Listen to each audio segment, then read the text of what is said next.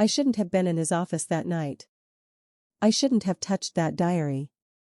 But the moment I opened it, my entire life cracked in half. The first words I saw weren't notes or research. They were about me. Anna bends easily to my will. She doesn't even notice when I plant the thoughts in her head. It's almost too easy. My hand shook as I flipped the page, my heart racing. Every sentence was me, my smiles, my fears, my weaknesses. I wasn't his student.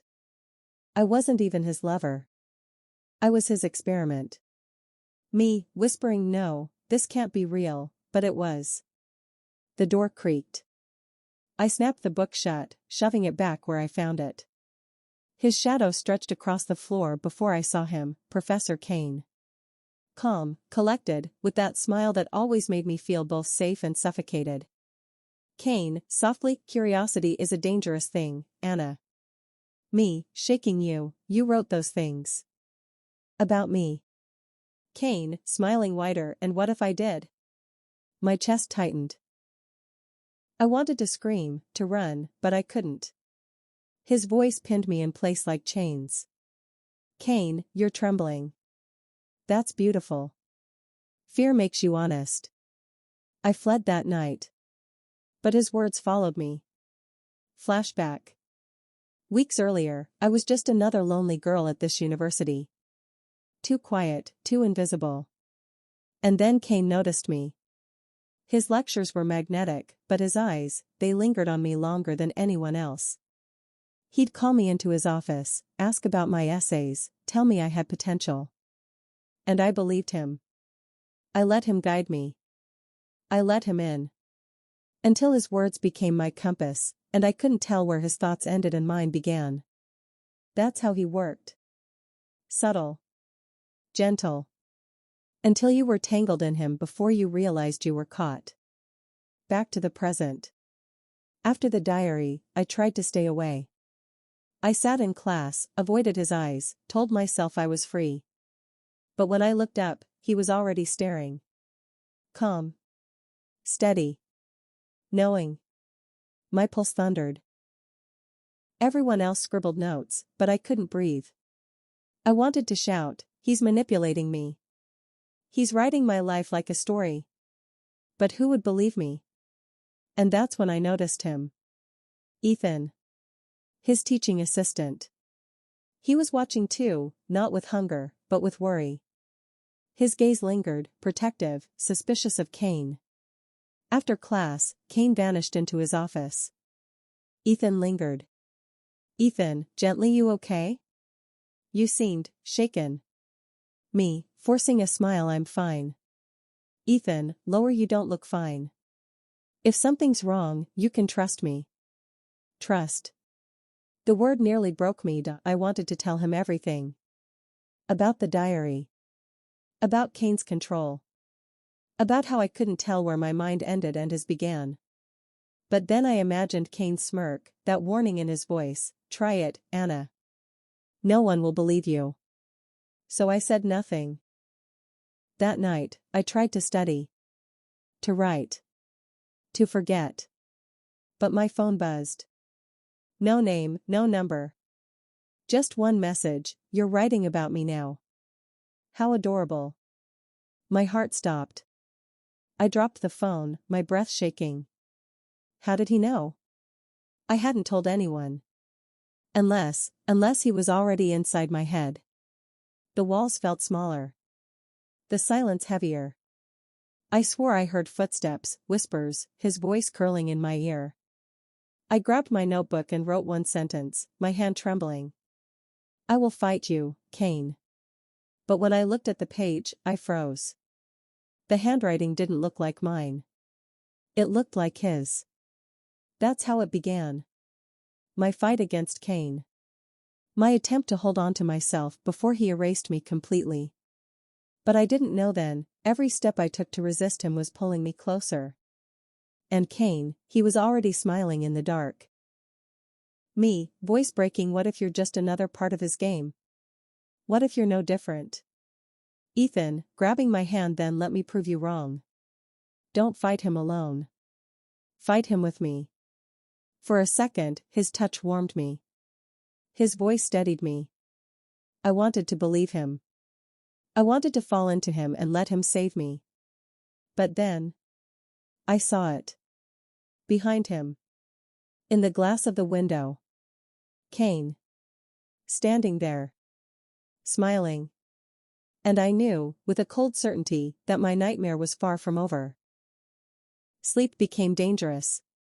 Every time I closed my eyes, I heard his voice. Kane whispering in the dark, words curling like smoke into my ears. Sometimes he laughed. Sometimes he sighed. But worst of all, sometimes, he used my voice. Kane, inside my dream you're not Anna anymore. You're mine. I jolt awake, drenched in sweat, my diary already open on the desk, words written across the page I didn't remember writing. Sentences that looked like mine, but weren't. Ethan is lying to you. He wants to replace me. Don't let him touch you. I slammed the book shut. My hands trembled. I didn't know if it was Kane writing them, or if it was me. The next day, Ethan found me in the library. I hadn't slept. My eyes were burning, my hands shaking. Ethan, concerned Anna, you're falling apart. Talk to me. Please. Me, snapping talk to you? Or talk to him? Which one are you? Ethan, frowning, what are you talking about? I leaned closer, my voice low, desperate. Me. He says you'll betray me. He says you're not who you claim to be. Ethan, soft, pained, he still has you, doesn't he? The way he said it, like he knew. Like this wasn't the first time Kane had done this to someone. Later that night, I couldn't stand the silence of my dorm. I wandered across campus, ending up outside Kane's old office. The door was locked. The windows dark. But as I stood there, staring at the door, I heard it, his voice. Kane, whispering, come in, Anna. My knees buckled. I pressed my hands to my ears, but the whisper only grew louder. Kane, he's lying to you. Ethan was mine, too. I stumbled back, heart racing, when suddenly, a hand grabbed mine. Ethan. Ethan, urgent, what are you doing here? This place isn't safe. Me, pulling away safe? You think I'm safe with you? He says you worked for him. That you're just another trap. Ethan, angry now, that's what he wants you to think. That's how he wins, by making you doubt the only person who can help you.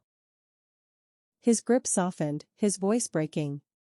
Ethan, please, Anna. Don't let him take you. For a moment, I wanted to believe him. I wanted his words to cut through Kane's whispers. But then I saw something, a flicker in Ethan's eyes, a shadow of guilt. And I knew he was hiding something. That night, I opened my diary again. My hand shook as I wrote.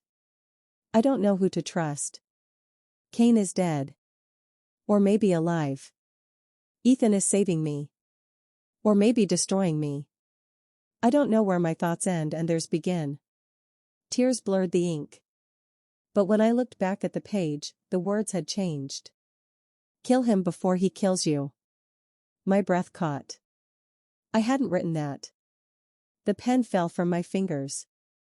From the corner of the room, I heard it, Kane's laugh. Low. Slow. Certain.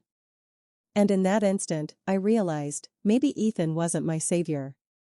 Maybe he was my final betrayal. The diary shook in my hands. The words blurred, Kane's voice in my head, Ethan's voice in my ears. Both pulling me, both demanding I choose. But suddenly, I stopped. I took a deep breath. For the first time in months, I heard something louder than Kane's whispers. My own heartbeat. Steady. Strong. Mine. I looked at Ethan. His eyes pleaded with me. I looked at Kane, whether ghost, memory, or hallucination, I didn't care anymore. And I smiled. Me, calm, steady. You were wrong, Kane. You never owned me. I own myself. The air grew still. Kane's smile faltered. The shadows seemed to pull away. I closed the diary slowly, set it on the desk, and pushed it aside. Me, soft, but firm. This ends tonight. You don't get to write my story anymore. I do. For the first time, Kane was silent. For the first time, his presence faded. Ethan stepped closer, his voice trembling.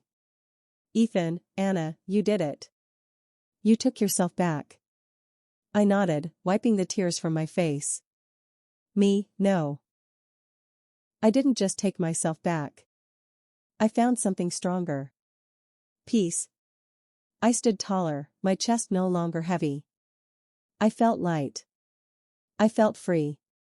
And yet, I wasn't the same Anna I used to be. I wasn't the broken girl Kane had studied. I wasn't the trembling victim in his diary.